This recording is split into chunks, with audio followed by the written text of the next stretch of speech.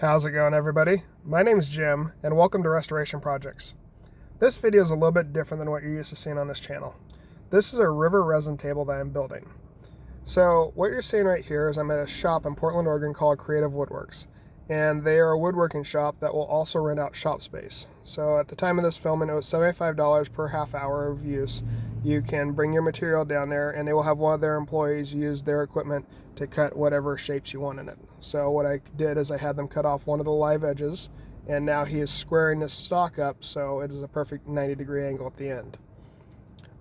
These shops can be found all over the country.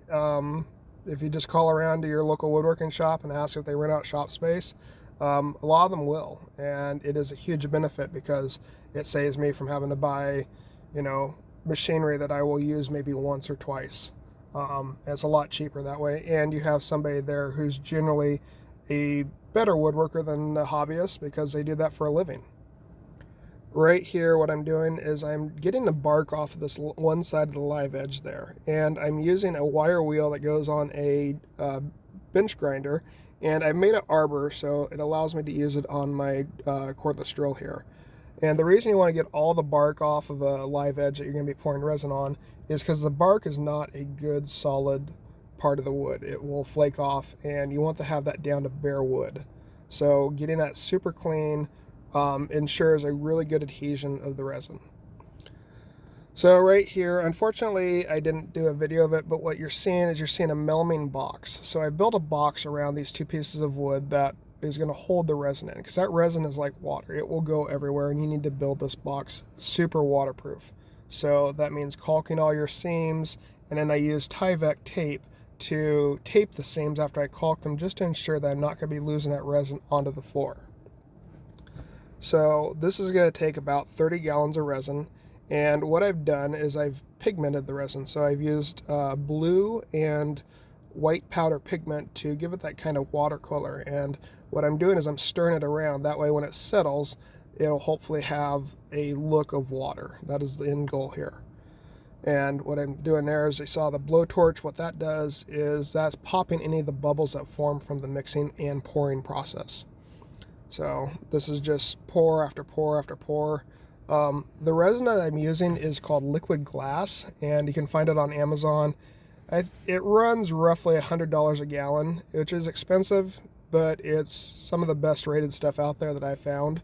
And a lot of the other YouTube channels that specifically work with resin, they recommend it. So Blacktail Studios, if you haven't checked out that video, check them out. They're an amazing channel. I will make sure to add links to these other channels that I've learned from, and also add links to the materials that I used in this build.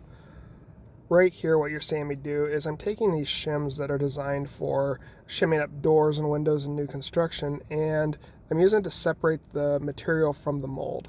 So when you pour this stuff, I use mold release, and even though with that mold release, it still is pretty adhered to the melamine boards at the bottom. So you're gonna have to take some wedges and just take your time, pound them in there, and allow it to separate from the table, from the mold. Once we have this separated, what we're going to do is load it back onto a trailer, and we're going to drive this down to Portland again to Creative Woodworks. That way we can have them plane it down. Not gonna lie, that was kind of nerve-wracking because that melamine base that table is sitting on is super slippery, and I was worried about that table sliding off, so we strapped it down really well. And here we are back at Creative Woodworks, and they're using 2 forklifts to separate this from the base of that mold that we built for it, and they're going to use these forklifts to carry it into the shop and use their planer. I believe it was a 52-inch planer, and that will allow us to get this thing perfectly flat on one side. One thing to note, that not all shops are willing to plane down resin. So resin is essentially just plastic, and if they don't have a way to separate the bins that their dust goes into, they may not be willing to do it because they have to do a little bit of prep work beforehand to send this. All the material that's going to be planed off of this is going to have to go into trash, where normally they recycle this material, all the wood chips. So just something to check with your local shop. If you find one of these places, make sure that they are willing to plane down resin, because it is a lot harder on the material as well. This part right here, this is the bottom of the table. And so what they had us do is they flipped it over and they had us sand it up and scuff it. And the reason that we were doing that with a hand sander was to get all that mold release off of the bottom. And so that's why it has those swirl marks. And right here, we're just cleaning it up. Because on the bottom there, if you look, you can see that feed roller, that conveyor belt on the bottom of this planer. They do not want that mold release to get on that conveyor belt and cause it just to slip. So they want us to clean it up. And so you can see right here that conveyor belt's pulling the material through, and it was a little bit higher in the middle, so that's why it's taking material off of the middle first.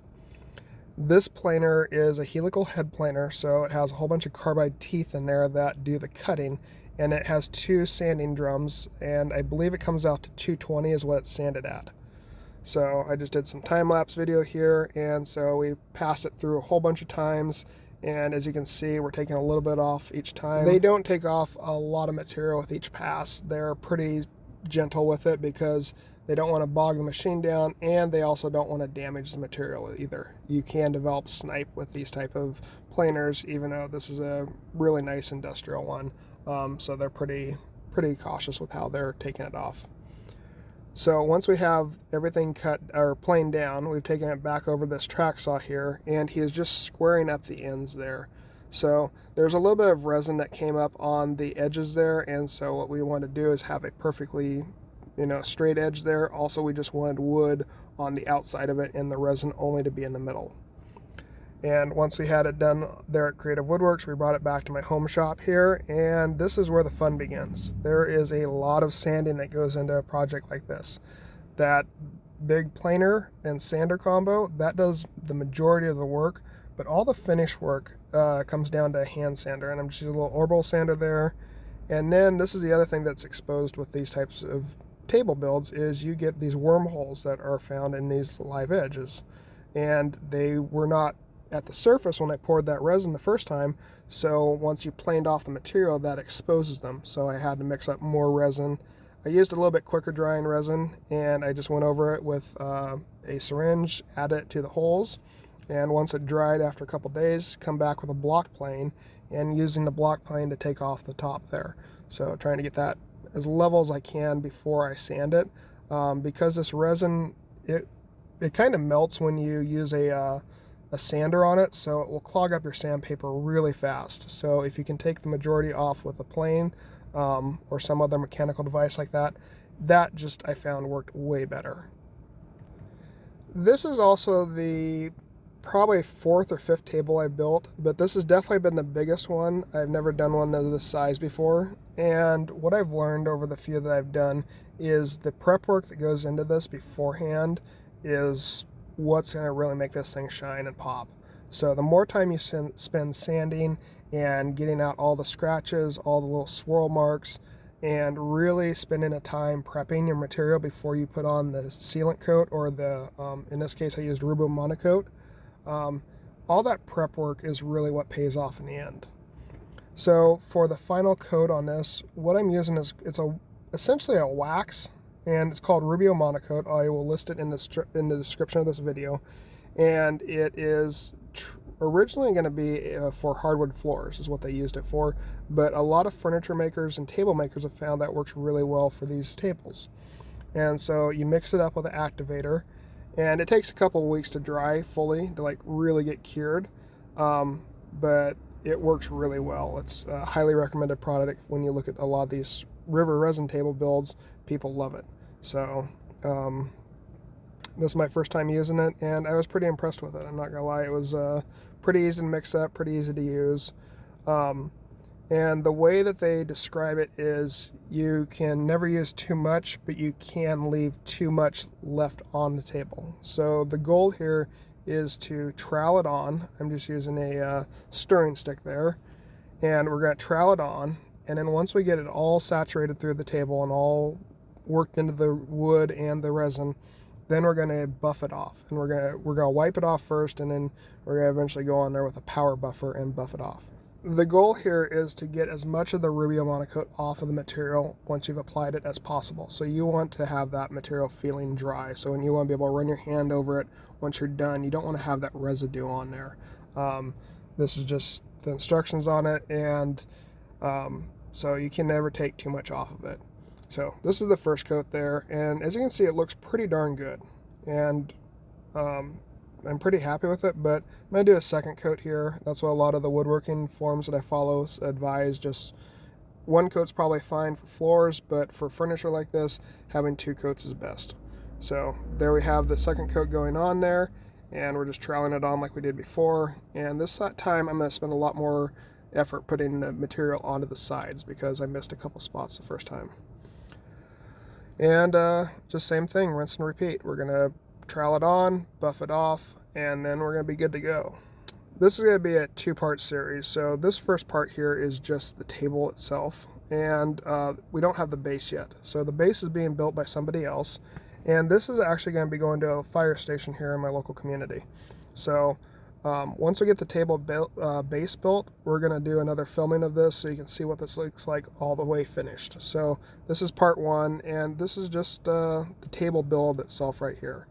I learned a lot through this, and I will also link to some videos that kind of how I learned how to do this. It was Blacktail Studios. They do an amazing job, and this is a lot of fun. This is also a lot of work, I'm not going to lie. But I'm really happy with how it came out, and hopefully this inspires you to go and build a table like this too. If you're not doing tool restorations on the side, maybe this is your cup of tea. And so you can kind of see here, this is what it looks like in the sunshine. It has a really nice gloss to it.